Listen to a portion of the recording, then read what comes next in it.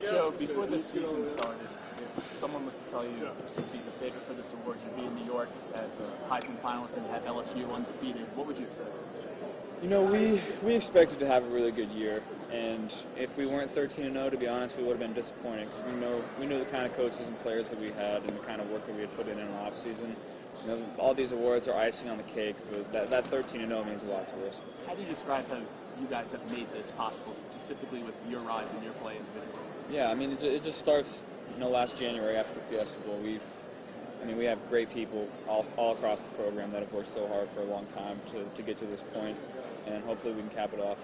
Joe, nobody, I'm sure you don't go to a place like Ohio State thinking, oh, if things don't work out, I'll just transfer. What was that like for you? Was that a stressful process, just thinking like, oh, I got to move on and try something else? Yeah, absolutely. It was a really tough decision for me because I have so much love for that place and so much love for those coaches and players that I stay in contact with. So that was a gut-wrenching decision for me, and one that I'm glad that I made, but it was really tough for me and my family. So what does this moment mean to you? When you look at the people that you brought with you, not physically brought with you, but Clyde, Lloyd, those guys would never have the thought that they get. That's ridiculous. What does that mean? I think that's, the fact that I can be here for those guys means a lot to me, and I think every great football team has great players that don't get recognized. And, we have our entire O-line, Lloyd, Thaddeus, Clyde. Justin didn't get the recognition that he deserved this offseason. He should have been first-team All-SEC and should have been a Blitnikoff finalist. And, we've had so many people that have been doubted throughout their entire careers and pushed through a lot of adversity, starting with our head coach. And I think that's the mentality that we bring to the football field every day. What are some of the traits that the other three guys share with you to get to this level? Yeah, so obviously me, Justin, and Jalen have all transferred. So we've all had, obviously different situations, but I think, perseverance and pushing through adversity has been a commonality in us. You have such a cool and calm swagger to you. When it goes to tomorrow night and that award's being announced, they say the 2019 Heisman Trophy winner is, what kind of emotions do you think you're going to be feeling right before they may reach your name? I don't know, to be honest. If my name is lucky enough to be called, I hope I don't get emotional, but it's going to be hard if my name is called, just because I know how many people have helped me get to this point. Can you appreciate this moment? Is there some nerves? Like, is it a little surreal since there's still football to be played? How do you describe it? Yeah, I wouldn't say there's nerves. I'm obviously still focused on winning these next two games, but this is kind of just icing on the cake, and it's going to be a great weekend for us. When you were a kid dreaming of playing basketball, did you dream this big? Yeah, absolutely.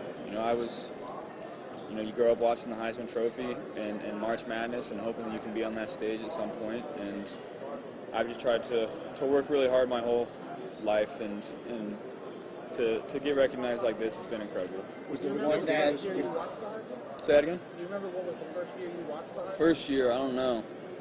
I know my brothers were playing at Nebraska when Eric Crouch won it.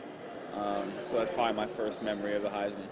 Who are you looking forward to meet the most? They'll all be there. Oh gosh, I think there's 27 former Heismans coming back. So I'm looking forward to meeting all of them. Obviously excited to see Marcus Allen again. He spent the week with us and is a great guy.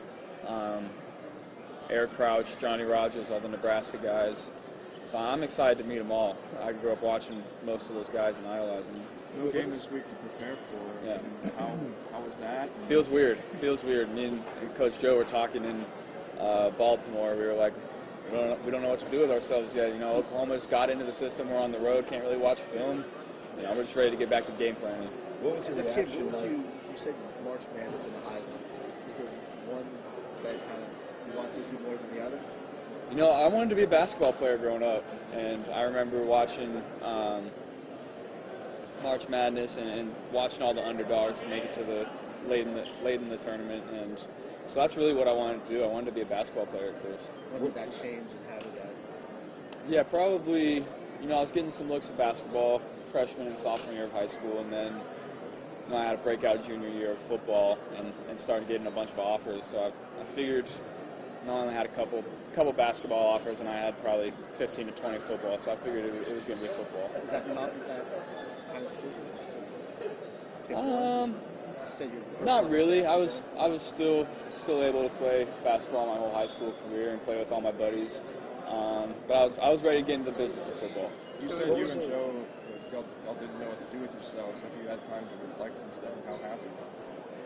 You know, we've been so busy. I really haven't. We've been doing all these events, flying all over the country. So I really haven't had a chance to just lay in my bed and reflect on everything yet. What was your reaction last night? You and Grant and Jamar. Last question. After LSU swept. Yeah. Coach O and everything. Yeah, there's nobody that deserves it more than those guys. They're not only great players, but great people as well. And they've worked so hard this offseason with me and obviously everybody else in the program. Everyone in Ohio is watching. The Cubs got a watch party. It's purple and gold dress day too. Yeah. You really rose to two communities, probably, a bunch of people. But what's that mean?